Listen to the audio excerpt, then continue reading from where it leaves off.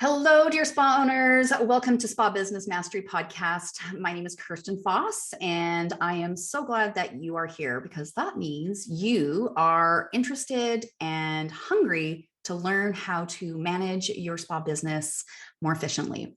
So here at Kirsten Foss Coaching and our sister company, Virtual Spa Business Management, we are all about spa systems. It's kind of what we live, eat, breathe, sleep, systems, because when we have a system for something, it makes the whole thing so much easier. Now, let's talk about startups.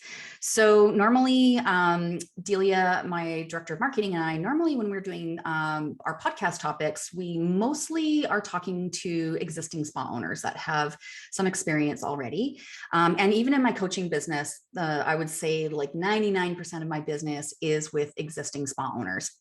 And what I also have noticed is that with spa startups, the default is usually to do as much of the work as you can on your own. And I'm noticing that and when it comes to coaching and asking for guidance, we typically in this industry like to try it on our own first because, there's a lot of free information out there and you may also have, lots of experience as a service provider and maybe even experience as a spa manager and you're ready to move out onto your own. And what happens too is that during that first startup phase, there's a lot of excitement, a lot of passion that drives and provides the energy that we need for that first year or two. But what also tends to happen is that you get tired after a year of totally grinding it out and trying to figure it out. And you realize that there must be a better way. So if you've already hung your shingle out, it's the first few years and you're still kind of trying to figure out how this is going to work for you and that you just haven't just bought yourself a job as an entrepreneur, then listen in. This podcast is also for you spa owners. If you kind of feel like you need a restart, like what you're doing isn't really working for you and you're not getting your marketing isn't really working for you, or your recruiting and hiring isn't really working for you, you're not getting great you're not getting great aligned team members, and you're struggling with managing your team, podcast is for you too, as a bit of a regroup. All right, so if you're new to spa business, what do you need? Well, number one, you absolutely need visibility. That's the biggest one because you're brand new, you're the new kid on the block, and somehow you need to get people's eyeballs on your brand and your business. So you need to be visible. And when you need to be visible, you need clear communication about your business and your services, right? You also, as a new business, need to plug any leaking profits. One thing I know for sure is new spa businesses typically aren't really focusing on profitability. They're picking they're choosing their pricing based on other spas in the area. And in the spa industry, most of us have come up the ranks as service providers. So we haven't had a lot of experience with finances and pricing and spreadsheets and all that kind of stuff. So, we're kind of winging it. Totally get it. But you need to know how to plug those profit leaks because you don't want to keep grinding the work out and not getting anywhere as much as you love doing what you do. You also need to figure out your admin and your client experience systems, because you don't want to be flying around, kind of feeling like you got a chicken with your head cut off on your days off, that you're running around, doing business stuff, not resting, not recuperating to get ready for the next week ahead. So you absolutely need admin systems so that you're working smarter, not harder. And you need client experience systems to make sure that clients are getting the same outcomes, the same nurturing, the same results as other people. So, I mean, that's not to say that, of course, everybody's going to have slightly different results because they have different skin goals and all that kind of stuff. But what I'm saying is that the clients need to know that there's consistency, so that if, a friend comes and talks about their experience, your client's not going, oh, I didn't get that part. Well, why didn't I get that part? Or, it allows for gaps in the business that erode the trust factor. Okay, so today I want to share with you my top 5 to-dos for starting a successful spa business. All right, let's talk about number 1. Now, I bet you think I'm going to say marketing. I'm not going to say marketing as number 1. The number 1 thing that you absolutely should be working on as a startup is to nail down your professional/personal values. This exercise is the crux of your whole business. It's what your whole business is built on. It is the pillars of why you do what you do and the outcomes that you provide for them. It is how you differentiate yourself from the competition. It is how you add value to the services that you provide. Okay. So most spas have not done their values exercise. So don't feel bad that you've missed out something. I just know that through my experience as a spa owner and as a coach over the past 10 years, that when you are really clear about your values and why you do what you do and how those values show up with clients and with your team, you will find that your business is so much easier to run from there. Okay, if you've never done your values, I have a spa values exercise on my website. Go to kirstenfoss.com, head over on the nav bar to shop, and it is $49. It's a video tutorial walkthrough to help you get your 5 spa values so that you can start building and imbuing those values into your about copy on your website, into your social media content, into your email marketing, so that people know why you're different. Okay. We're in the personal service industry, folks. We need to share these personal/professional values so that, people feel more confident about choosing us. And another little aside, if you have a team or planning on having a team, values are critical in order to hire aligned team members. So if you are wondering, like, if you are an existing business with team members and it's kind of a hot mess over there with the team, like there's a culture of not great stuff that's driving you crazy, then it is 100% time to get clear on your values and make tracks to share that with your team. And if any of those team members are not aligned with those values, it's time for them to go. You just won't get anywhere. They will constantly be sabotaging your leadership and your sales. Okay, number 2 for startups, get your branding on point for your marketing. So marketing was number 2 because, of course, you are new and you need visibility. You need eyeballs on your website. You need eyeballs on your social media. You need eyeballs on your signage outside. And if your branding looks juvenile or looks kind of, not very pro, it's not the best way. It's not your best foot forward for a brand new business. So I totally get that some of you are bootstrapping, like really bootstrapping. However, if you want to know what will get you that kind of know, like, and trust factor better in your marketing, having a professional logo done and having a brand board available to you, usually your graphic designer will create that for you, is so, so valuable to get your marketing consistent, the branding consistent, and to keep it consistent. So, when you look, when you like, just think about yourself as a consumer. If you're looking for, a widget, and you start researching and you go to Google and you're pulling up different companies, just think about your own behavior when you come across a company that's got kind of, that's got really great branding as opposed to a company that's branding looks a little bit like they've done it themselves on Canva or something like that. Okay.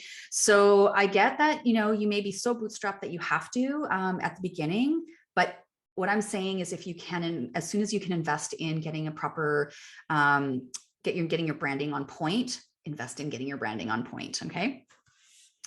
Number 3 for a new startup is set up your profit system. If you didn't know there was a profit system, I'm going to tell you what it is. Your profit system includes your cost per treatment. So if you have not done a cost per treatment exercise, like you don't have a spreadsheet to do that, it's time to get on it, because so many spas, I've seen this over and over again, many spas get started with, they just kind of look at their competition pricing and base their pricing off their competition. But you don't know if your competition actually is covering their expenses. They probably miscalculated their pricing. In fact, I probably guarantee you that they have.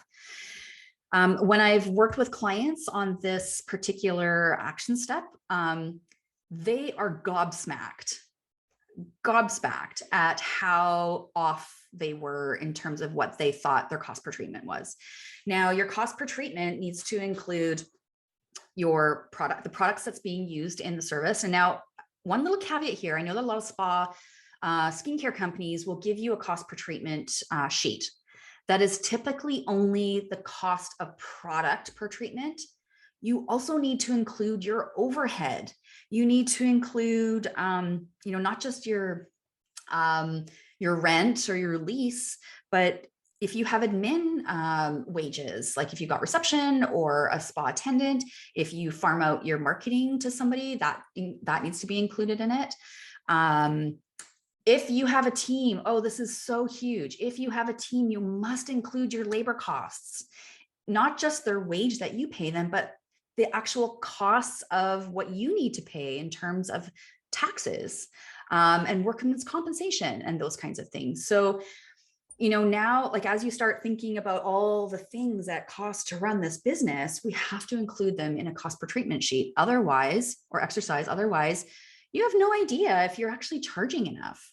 I've lost track of how many clients, once we did this exercise together, that they were like, holy smokes, I need to do a price increase right away. And sometimes they've even already just done a price increase. But once they realize that, their prices, like they're barely scraping by, they realize, okay, no wonder I'm stuck in the treatment room as an owner. I'm not charging enough.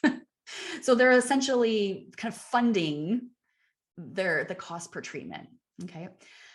Another part of your profit system is your compensation. If you have a team, if you start compensation wrong right out of the gate, holy smokes, that carves out, that could just like totally nuke any kind of profit you have. Again, then you're also stuck in the treatment room, making sure that all the bills get paid, because you can't cover the cost of actually, giving the treatment.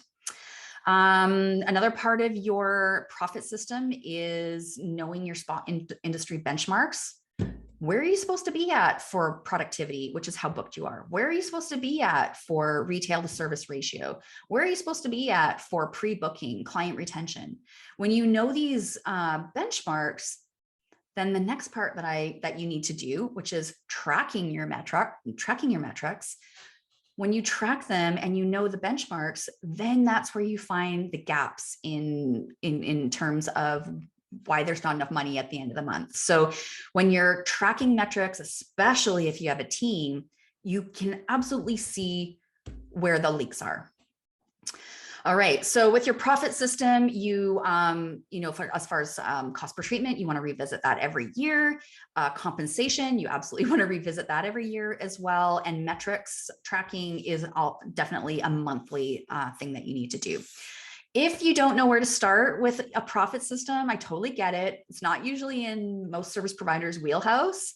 It wasn't in my wheelhouse way back then. I had to learn this, and I want to assure you, you don't have to be good at math.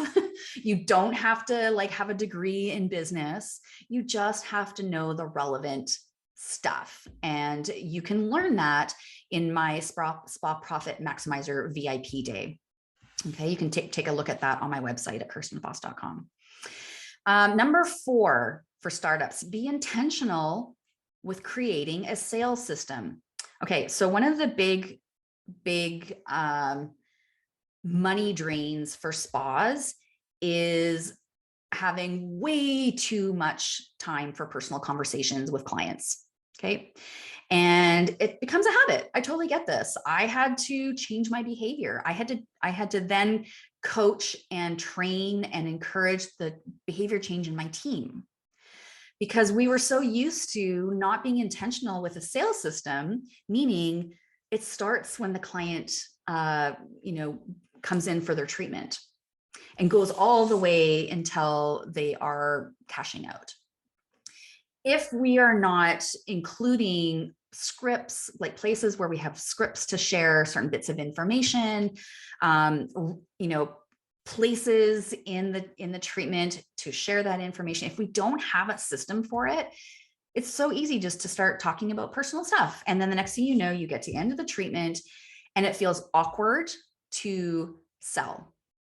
So if you don't have an intentional sales system throughout the guest that happens throughout the guest experience, then of course your sales numbers are going to be lower than they could be. Okay. So one of my biggest tips, as part of that sales system is the 80-20 conversation principle. 80% of the time we should be talking about spa stuff, spa treatments, pop culture, spa crazy stuff, their goals, what's going on with their skin, case studies that you've done or client experiences that you can share. That should be the bulk of the conversation. 20% of it should be about personal stuff. When you focus on that 80-20 conversation rule, I guarantee you your sales and the sales team sales will go up. Right? That's just one little part of that profit system is keeping the conversation on point about spa, skin, waxing, whatever it is you do. It takes a little bit of time. Sometimes you and your team might need a little bit of conversation starters because it feels a little bit awkward at first. But I assure you, this is one little tactic to get your sales system rolling a lot faster. And finally, number 5 for startups, for a successful spa startup, is to map out your guest experience system. So this is where many of you, you've had experience in other spas working before, that you take that experience and pull it into your business. You probably tweak up some things that you'd like to do, but it's really easy as a spa owner to get a little bit lazy about all the little places that you could tweak in the guest experience to make it exceptional. Again, this is how you compete against lower prices, is with an exceptional guest experience and exceptional guest outcomes. All right. So the smoothness and the intentionality of your guest experience matters. And the clients that I know you want are the ones that pay for those advanced treatments or just higher priced treatments. Those kinds of clients want a really smooth, professional guest experience. They will pay top dollar to feel like they are being absolutely cared for, that they don't have to think of anything, that you will take care of all of it and ensure, they get everything that they need and even more by the end of their treatment and beyond. They will pay for those higher end services or the higher price services. They like the efficiency and they like the professionalism. Okay. So, get out a big scrap of paper and a pen and literally map out, okay, client comes to the website. How can we make that guest experience better? Client books an appointment. How can we make that experience easier? Client arrives. How can we make that experience a wow? Client greets the esthetician. How do we make that even more special? Client enters the treatment room. How do we make that more so that a client is just totally blown away? So it takes a little bit of time. And this is where a lot of spa owners, especially solos, get trapped, is that they spend so much time in the treatment room. They are not taking time to be able to map out a really, really wonderful high-end guest experience. High-end doesn't need to mean that you have a great big, huge spa. You can have a 5-star guest experience as a solo kind of wherever you are. But the guest experience system matters. All right, so those are my 5 to-dos for new startups looking to kind of get started on the right foot, as well as for those spas that are kind of struggling and feel like you need a bit of a restart. All right, so if you are in your first year of business and you are tired of struggling and trying to figure this out for yourself, or you haven't even opened up your doors yet and you realize, holy smokes, I have got a lot of work here. If you don't want to do that work on your own, you don't have to. In fact, my VIP days are designed specifically to move quickly in creating systems for you. I've got the system. I just need to teach you that system and give you all of the spreadsheets and the documents that you need to implement that system. But the VIP days are awesome because it's one day. It's a fast, deep dive into creating each of your systems. And then you have a month of support from me to get it implemented, ask your questions, and hit the jets. And then you've got a new system rolling. And all you have to do is just keep doing it. Follow the plan. That's it. So if that's something that is piquing your interest, you can go to my website, KirstenFoss.com, head over to the VIP days, and there's a place where you can fill out a form to apply for a VIP day. That doesn't mean that you're going to sign up. It just means that we'll book a call and I want to learn more about your business, what you're struggling with, so that I can help you prioritize the best VIP day for you, whether it's about a sales system, it's a profit system, maybe you need a spa manager system because you're transitioning into a team, or you're building a team, you don't even know where to start, or even a marketing system. So there's lots of systems within our business that we need to, focus on intensely, fix, then like just kind of push it along once it's fixed, and then move on to the next system. Fix it, tweak it, push it along, move on to the next system. That is how you build a really strong spa business. Okay, that's it for me for Spa Business Mastery Podcast. Thanks for joining me. And next time, I forgot to mention, the podcast before this, so I think that was episode 60, is all about startups for marketing. So if you need a deep dive into kind of what you need to be doing for marketing, head over to episode 60 and you'll find Delia and I talking about all things marketing. All right, see you at Spa Business Mastery in a couple of weeks, and take good care.